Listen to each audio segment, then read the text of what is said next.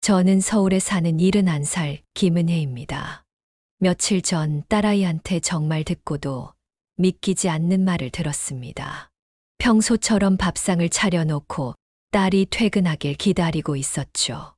문 열고 들어온 딸아이에게 반갑게 엄마가 내 좋아하는 반찬 해놨다. 어서 와서 먹어 그랬더니 딸이 한숨을 푹 쉬며 이러는 겁니다. 엄마, 나 진짜 집에 오면 말 걸지 말아줘. 집에서도 숨 막혀. 그 순간 머릿속이 하얘지더군요. 심장이 철렁 내려앉고 손에 들고 있던 수저가 탁 떨어졌습니다. 잠시 말을 잇지 못했어요. 그동안 밥을 하며 빨래를 하며 야근까지 하며 딸을 키워낸 제 지난 세월이 전부 무너지는 기분이었습니다.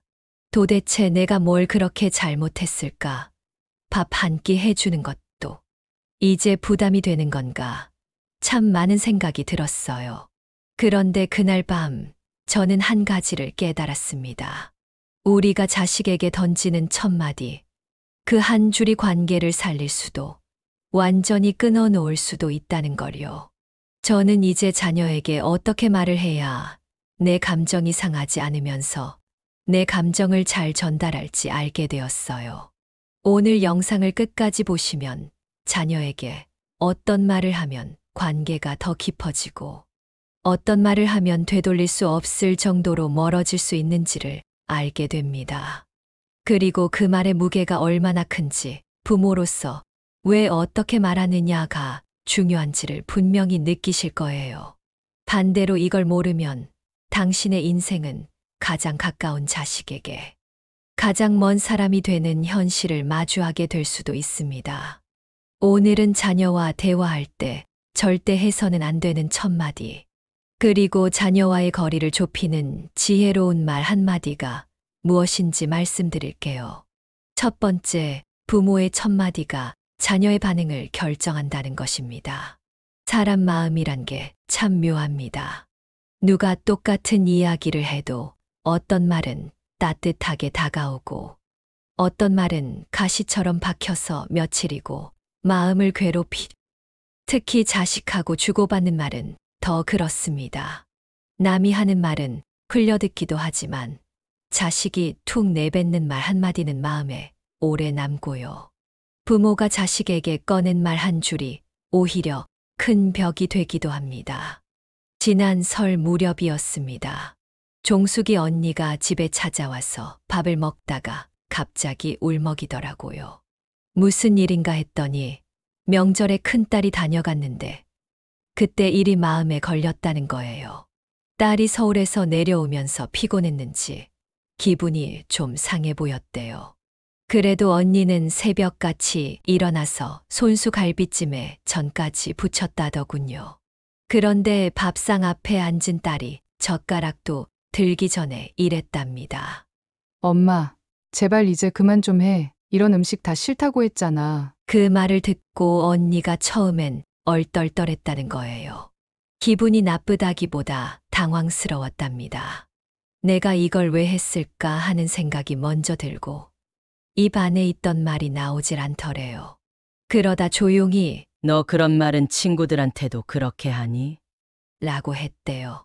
그랬더니 딸이 한참 말이 없다가 결국 숟가락을 놓고 방에 들어가더랍니다. 그 상황에서 언니가 바로 내가 너를 어떻게 키웠는데 라고 말했으면 어땠을까요? 아마 그날 밥상은 엎어졌을지도 모르죠. 그런데 딸이 방에 들어간 뒤 한참을 있다가 다시 나와서 이렇게 말했다고 해요. 엄마, 미안해요. 내가 좀 예민했어요. 그 순간 언니는 울컥했답니다. 자식을 키우며 속상한 일도 많고 참아야 할 일도 많았지만 그렇게 자식 입에서 먼저 사과를 듣는 건 또 다르다고 하더군요. 가만히 듣고 있던 저도 마음이 먹먹해졌습니다. 이런 일은 비단 종숙이 언니만 겪는 게 아닙니다. 누구 집이든 비슷한 일이 있어요.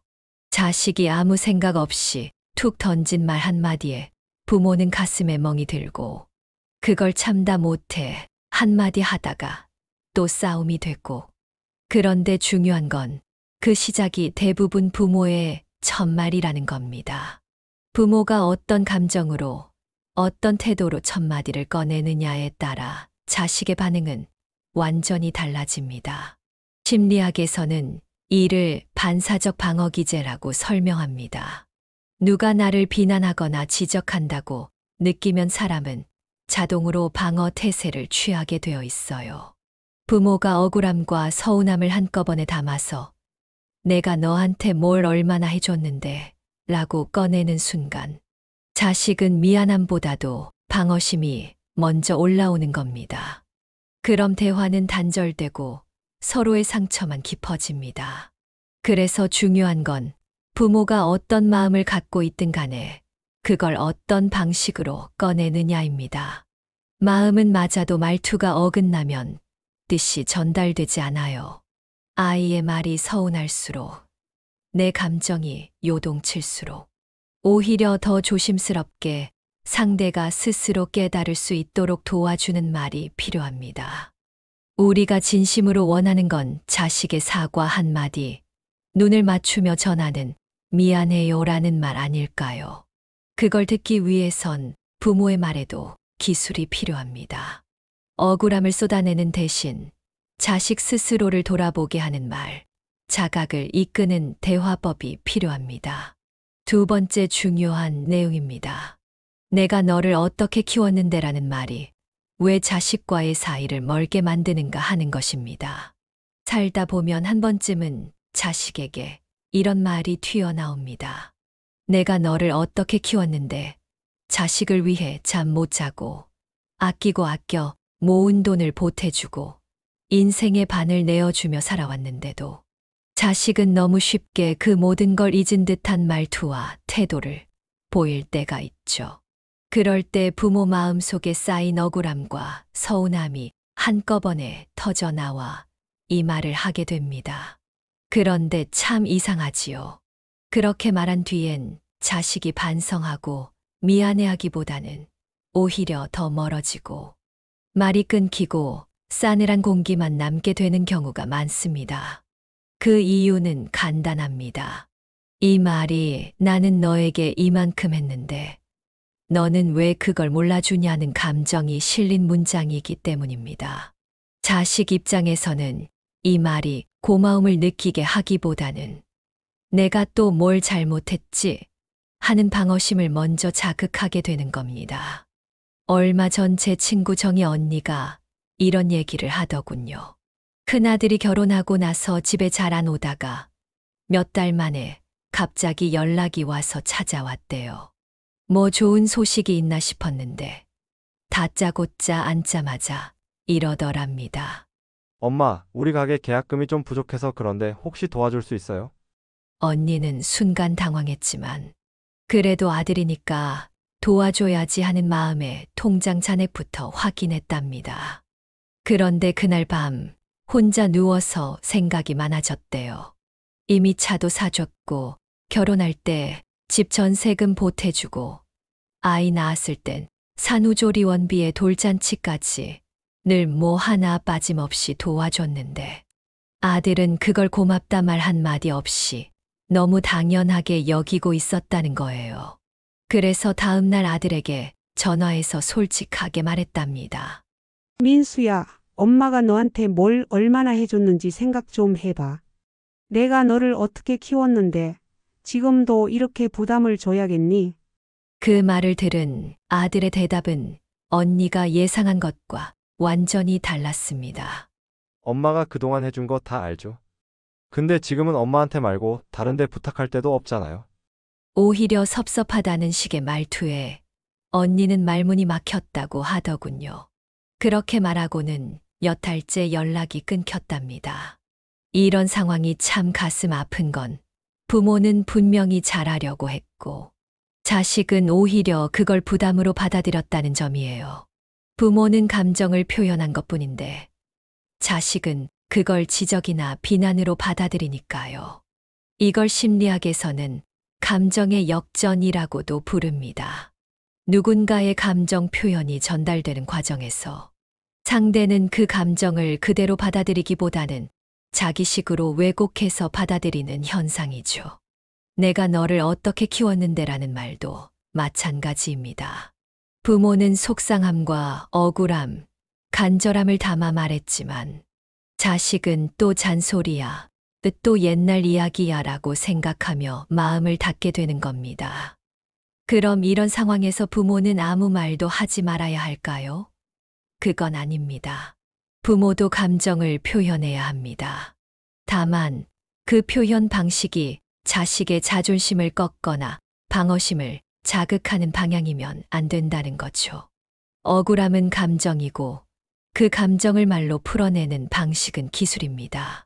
자식에게 진심이 닿기를 원한다면 우선 그 진심을 자식이 받아들일 수 있는 말로 꺼내야 합니다. 그리고 때로는 직접적인 비난보다 자식 스스로 자신의 태도를 돌아보게 만드는 말이 훨씬 더 효과적입니다. 세 번째는 그 말, 너 친구한테도 그렇게 하니? 라는 한마디의 힘에 대해 말씀드릴게요. 부모가 자식에게 섭섭한 말을 들었을 때 바로 감정적으로 받아치지 않고도 자식의 태도를 바꿀 수 있는 말이 있습니다. 바로 이 한마디입니다. 그 말, 너 친구한테도 그렇게 하니? 이 말은 어쩌면 별것 아닌 것처럼 들릴 수 있어요. 하지만 자식 입장에서 이 말을 들으면 머릿속에 그림 하나가 그려집니다. 자기의 말투와 태도를 제3자의 시선으로 바라보게 되는 거죠. 무조건적인 지적이나 비난이 아니라 스스로 부끄러움을 느끼게 하는 말입니다. 그래서 더욱 강한 힘을 가집니다. 몇 달 전 일이에요. 우리 동네에 사는 양숙자 씨가 동사무소 앞 벤치에 앉아 저랑 이런 얘기를 나눴어요. 자기가 며칠 전에 딸이랑 크게 다툰 이야기라며 속상한 마음을 털어놓더라고요. 그날은 딸아이가 회식하고 늦게 들어온 날이었대요. 엄마가 새벽에 잠결에 일어나서 딸 방을 슬쩍 보니 불도 켜지 않고 이불만 푹 뒤집어 쓴 채 누워있더라는 거예요. 속이 안 좋아 보이기도 하고 뭔가 말 한마디 해줘야겠다 싶어서 밥은 먹었니? 속 괜찮아? 이렇게 조심스레 물었대요. 그런데 딸이 이불을 확 젖히면서 엄마 제발 좀. 그냥 가만히 좀 놔두라니까. 나 회사에서도 스트레스 받고 왔는데 집에 와서도 또 이래야 돼? 그 순간 숙자 씨는 머리가 띵해졌답니다. 서운함, 억울함, 속상함이 한꺼번에 올라오면서 입에 맴돌던 말이 있대요. 내가 너를 어떻게 키웠는데 내가 나한테 이렇게까지 하나. 그런데 그 말이 입 밖으로 나오기 직전에 딱 멈췄대요. 대신 아주 조용히 이렇게 말했답니다. 그 말 너 친구한테도 그렇게 하니? 딸은 그 순간 말없이 엄마를 바라보더래요. 뭔가 자신도 모르게 놀란 듯한 얼굴로 말이죠.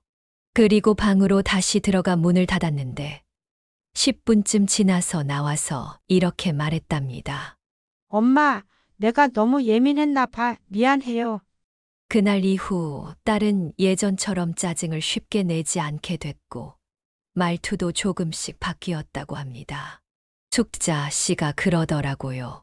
그 말 친구한테도 그렇게 하니?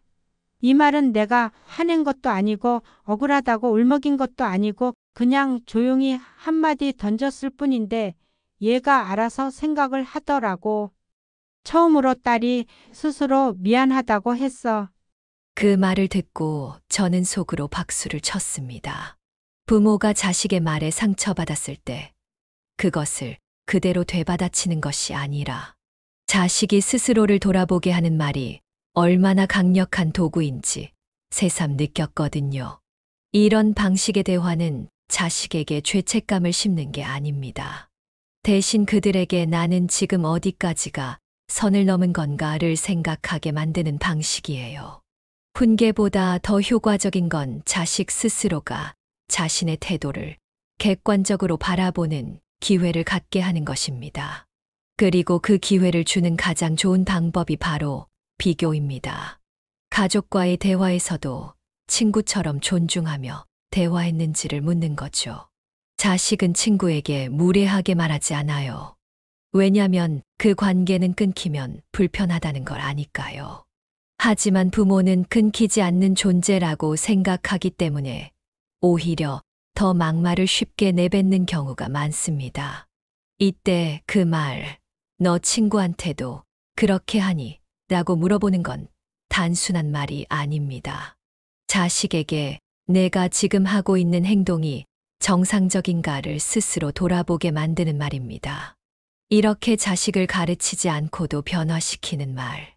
이런 말 한마디가 부모와 자식 간의 갈등을 줄이고 서로를 존중하는 관계로 바꾸는데 얼마나 큰 힘을 가지는지를 우리는 이 사연을 통해 확인할 수 있었습니다.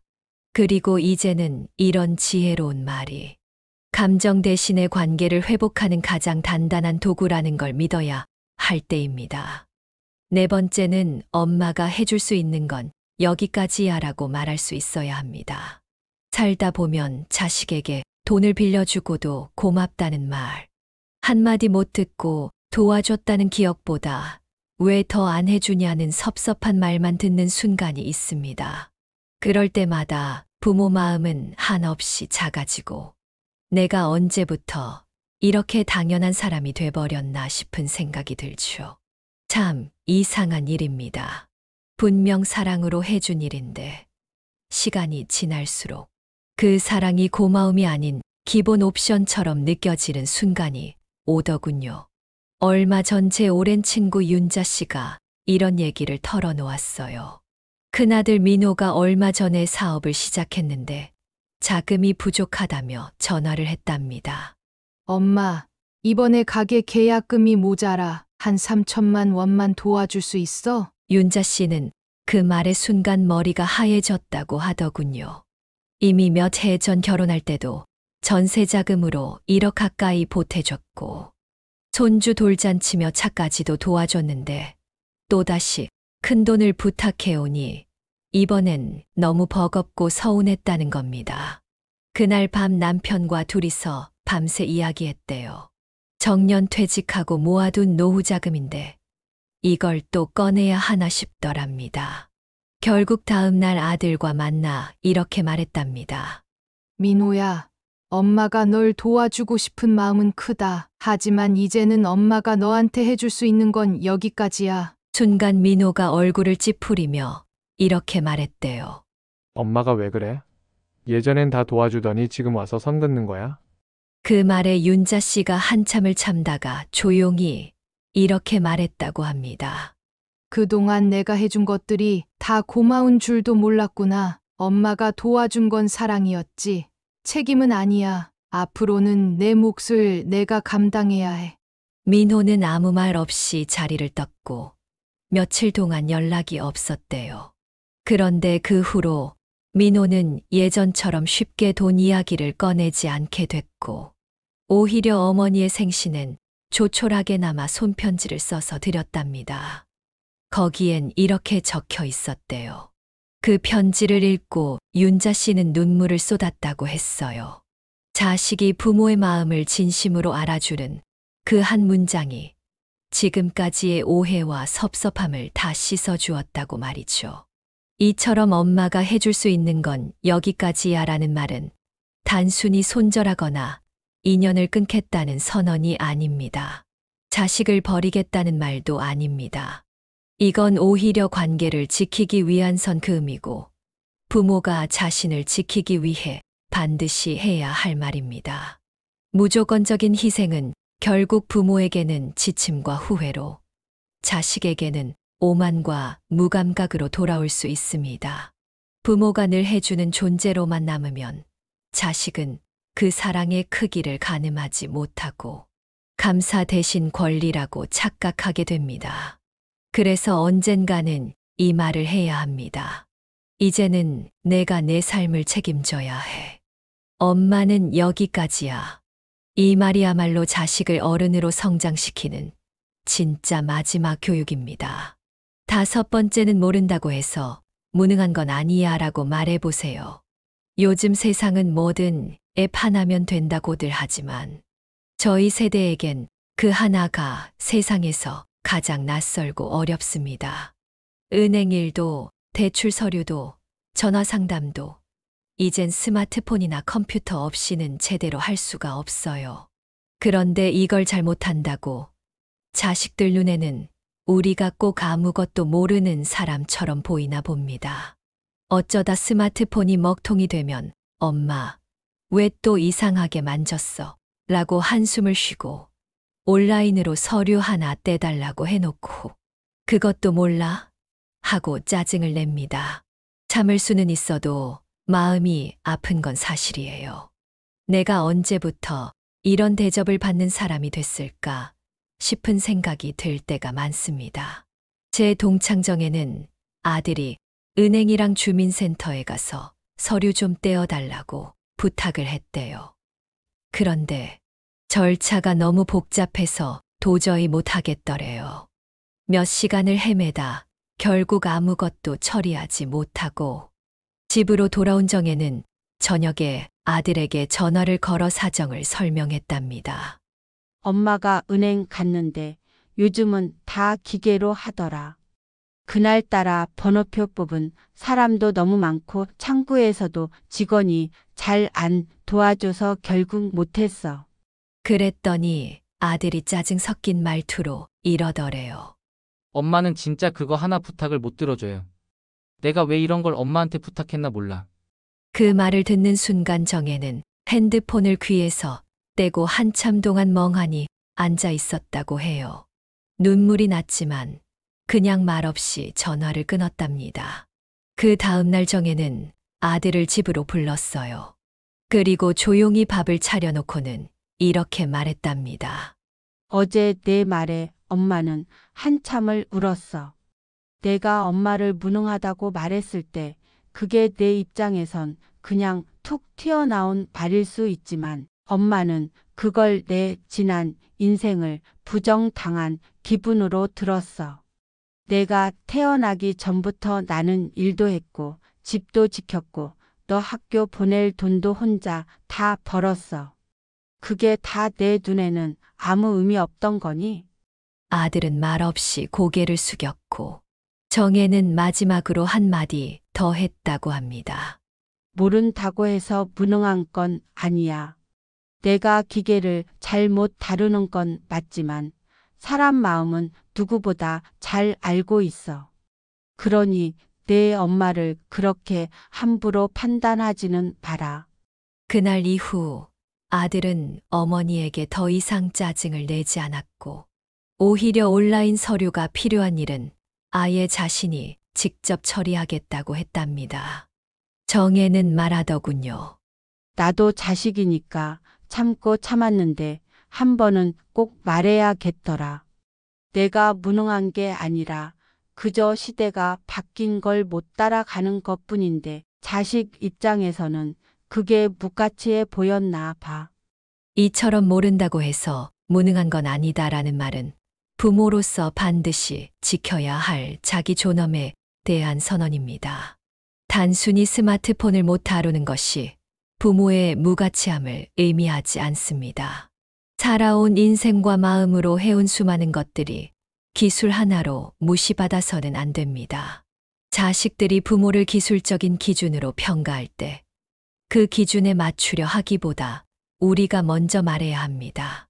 나는 내가 알지 못하는 시간 속에서 수십 년을 살아온 사람이다. 기계는 몰라도 사람 마음은 안다. 이 말이야말로 부모 세대가 자식에게 전할 수 있는 가장 깊은 지혜이고 가장 묵직한 울림입니다. 자식과 마음이 멀어졌다고 느낄 때 우린 종종 이렇게 생각합니다. 이제는 말해봤자 소용이 없겠지. 쟤는 그냥 원래 저런 애야. 그런데요, 정말 그런 걸까요? 사실은 그 마음을 열 수 있는 방법이 없었어. 또는 너무 오래 참아왔기에 말하는 법조차 잊어버렸기 때문은 아닐까요? 오늘 이야기한 5가지 말들은 단지 말 자체가 중요한 게 아닙니다. 그 말 속에 담긴 우리 마음, 우리 자세, 그리고 우리가 지켜야 할 품위와 존엄이 담겨 있기 때문에 중요한 겁니다. 내가 너를 어떻게 키웠는데 라는 말보다 더 깊은 울림을 주는 건 그 말, 너 친구한테도 그렇게 하니? 라는 말입니다. 감정에 치우치기보다 자식이 스스로를 돌아보게 하는 말이지요. 엄마가 해줄 수 있는 건 여기까지야 라는 말은 사랑을 거절하는 게 아니라 이제는 자식이 자기 몫의 인생을 책임져야 한다는 조용한 선언입니다. 모른다고 해서 무능한 건 아니야 라는 말은 우리 세대의 삶과 지혜를 지키는 마지막 방어선이고요. 우리가 이 말을 배우고 써야 하는 이유는 단 하나입니다. 우리가 더는 상처받지 않기 위해서입니다. 부모는 자식에게 무조건 져주는 존재가 아니라 존중받아야 할 한 사람입니다. 그리고 그 존중은 자식이 먼저 주지 않으면 우리가 스스로 말로 보여줘야 합니다. 말은 사람의 마음을 들여다보게 하고 때로는 굳게 닫힌 문도 엽니다. 사랑이란 많이 주는 것보다도 때로는 지혜롭게 멈추고 제대로 말하는 법을 배우는 것입니다. 오늘 영상이 당신의 마음 어딘가에 작은 울림이 되었다면 좋겠습니다. 그리고 지금부터는 우리도 자식과의 대화에서 나를 지키는 말, 관계를 살리는 말을 해봅시다. 그 말은 생각보다 간단할 수 있습니다. 하지만 그 말이 바꾸는 관계는 생각보다 크고 따뜻할 수 있습니다. 지금까지 함께 해주셔서 감사합니다. 도움이 되셨다면 구독과 좋아요, 알림 설정 부탁드립니다. 당신의 공감이 누군가의 인생을 바꾸는 힘이 됩니다. 인생이 바뀌는 명언 채널에서 또 다른 사연으로 함께 할게요. 감사합니다.